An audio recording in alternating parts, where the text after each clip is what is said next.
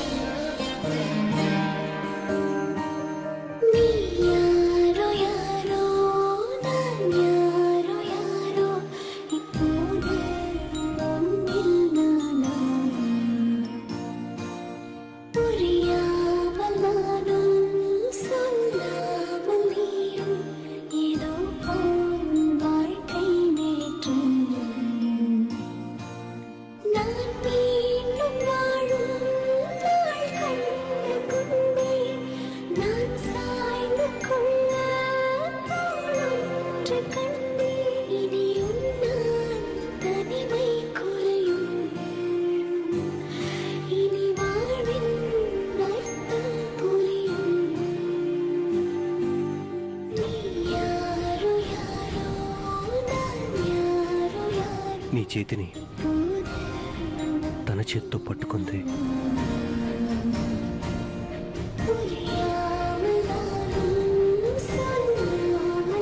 నేను వచ్చాను దేవ్ అని నీతో చెప్పింది.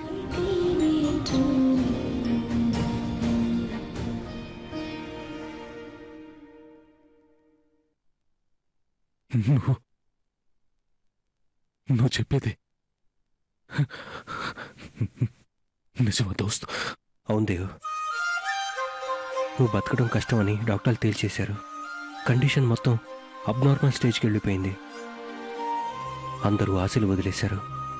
అలాంటి పరిస్థితుల్లో జాను వచ్చి నిన్ను టచ్ చేసి నీతో మాట్లాడగానే నీ బాడీ కండిషన్ మొత్తం నార్మల్ స్టేజ్కి వచ్చేసింది. చనిపోతావు అన్న స్టేజ్ దగ్గర నుంచి తిరిగి నీకు ప్రాణం పోసింది. నీ మీనాక్షి నిన్ను బతికించింది. నిజంగా నా మీనమ్మ హాస్పిటల్కి వచ్చిందా? నిజంగా నన్ను టచ్ చేసి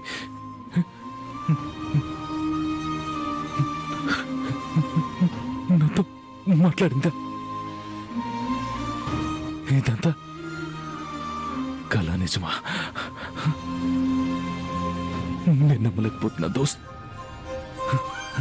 చెప్పు దోస్త్, నిజంగా నా మీనం వచ్చిందా? అవును సార్, నిజంగా మీ భార్య మీనాక్షి వచ్చారు. ఎవరి కోసం అయితే మీరు చనిపోవాలనుకున్నారో ఆవిడే మిమ్మల్ని వచ్చి బతికించారు. డాక్టర్లు చేయలేని పని తను చేశారు. మీది చాలా గొప్ప ప్రేమ సార్. మీకు మీ భార్య మీద ఎంతో గొప్ప ప్రేమ లేకపోతే ఆ స్పర్శ తిరిగి మీకు ప్రాణం పోస్తుంది. నిజంగా గ్రేట్ సార్.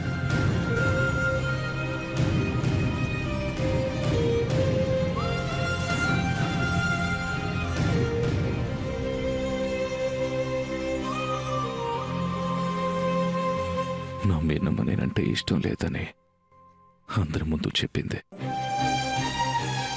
నాతో రానని తెగేసి చెప్పింది. తన ప్రతి మాటలో నన్ను ఎంత అసహ్యించుకుంటుందో నాకు అర్థమైంది. అలాంటి మీనమ్మ నా చివరి కోరిక తీర్చడానికి హాస్పిటల్కి వచ్చిందంటే ఆ గొప్పతనం నీదే దోస్త్. నాకు నా ప్రాణం కంటే నా మీనమ్మ ఎక్కువ. నా ప్రాణాలు కాపాడి నా ప్రాణ స్నేహితుడు అయ్యావు.